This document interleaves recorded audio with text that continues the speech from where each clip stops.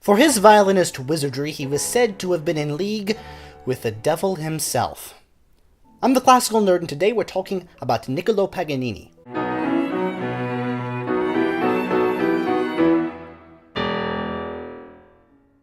Paganini was born in Genoa in 1782, a middle child in a family of an unsuccessful merchant who made some money on the side as a mandolinist. Niccolò started off on the mandolin, but soon moved to the violin. Convenient since they're tuned in the exact same way. Already he was turning heads in the violin world for his fantastical, seemingly otherworldly abilities on the instrument, and within short order he was better than any of the local violin teachers. One of the most enduring myths about Paganini is that he was just a violinist, when in fact he was pretty good on pretty much any stringed instrument you gave him. Not only was he adept on the mandolin, but he was also good on the guitar. And he liked it for its intimate qualities. He never played it or any of his compositions for it in public.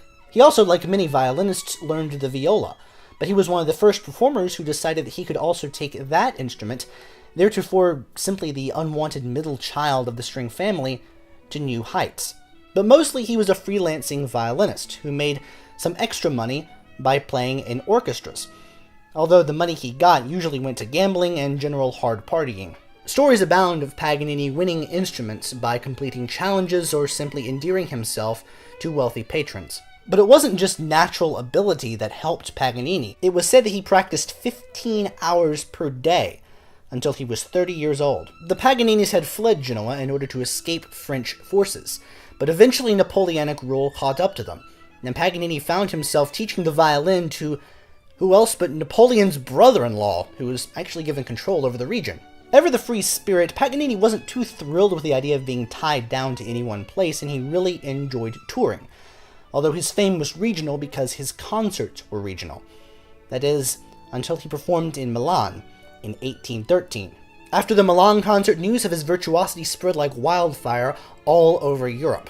All of a sudden, he was a celebrity. He'd play anything and everything that showed off what he and only he could do on the instrument, from his sets of caprices, of which the 24th is the most famous, to concerti of both his and others' devices. On occasion, he'd sabotage his own strings before a performance, forcing him to go down to 3 or even 2 strings in order to show off what he could do. Some stories even have him going down to 1 string on several occasions, but myths abound about Paganini, and even for him, I find this a bit much. In terms of advancing violin technique, Paganini was unsurpassed. Left-hand pizzicato, which is still a fairly unusual technique today, was something that really he was known for pulling off. Not many others could do it.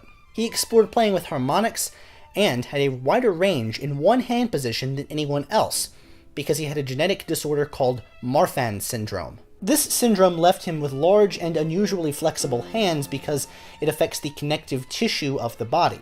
It meant that he had an unusually tall, gaunt, and pale appearance, and he used this to his advantage. Violin technique had grown by leaps and bounds from the early Baroque era onwards, but Paganini brought a focus on agility to the instrument, helped along by a hand that could stretch nearly the entire fingerboard without changing positions. This is why his compositions are still the gold standard for violinists looking to improve their skills.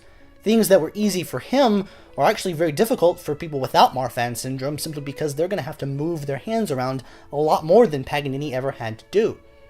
And heaven forbid they try to play something that was difficult for Paganini to play. In 1828, due to complications from syphilis, I told you he partied hard, he lost some of his teeth and thereafter had the rest of them pulled. But this just added to his mystique, a mystique fueled by him dressing in all black on the concert stage, arriving to concerts in a carriage pulled by black horses, and generally just being kind of weird looking. I'm not saying that he was 19th century Ozzy Osborne, but he was basically 19th century Ozzy Osborne. Paganini is still probably the most famous person that we know had Marfan syndrome.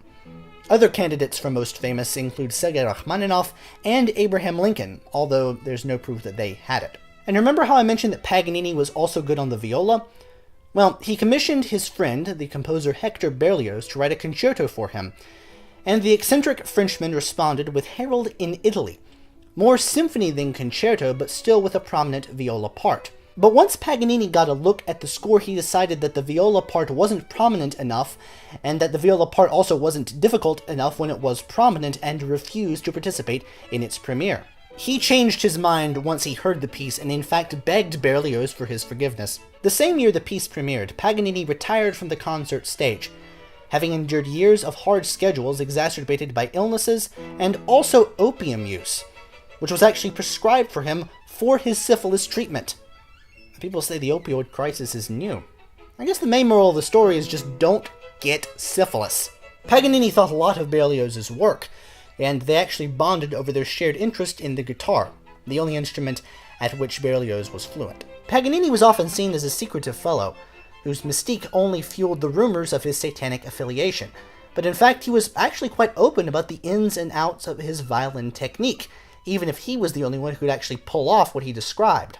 But even after his retirement, he still enjoyed a good party, and in fact he opened his own casino, which then promptly failed, and then he had to sell some of his beloved instruments just to keep a roof over his head. He lost his voice in 1838 and died in May of 1840, before a Catholic priest could get there in order to administer last rites, which instigated a bizarre standoff over his eternal resting place, which ended in 1896.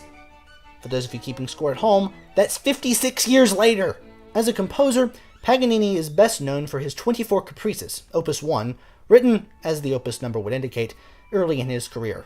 These pieces were intended to show off his technical prowess. From a compositional standpoint, they don't really amount to all that much. They're important pieces from that angle, and they shouldn't be discounted just because they're technical studies. But their relative compositional immaturity is probably why his themes are better off in the hands of various other composers, and his themes were rife for reformulation and recontextualization and variation from composers as varied as Brahms to Rachmaninoff to Lutosławski. Without Paganini, music history would be very, very different. Attending a Paganini concert was a turning point for Franz Liszt, inspiring the Hungarian to go from workaday ex-prodigy to one of the greatest pianists who ever lived. He was spurred on to do so because, by his own admission, he wanted to be the Paganini of the keyboard, and he worked as hard as Paganini did at doing so. His virtuosity was an inspiration to all the young musicians who wanted to push their art to new heights, and every performing musician with a stage persona has him to thank. I'm looking at you, Lady Gaga.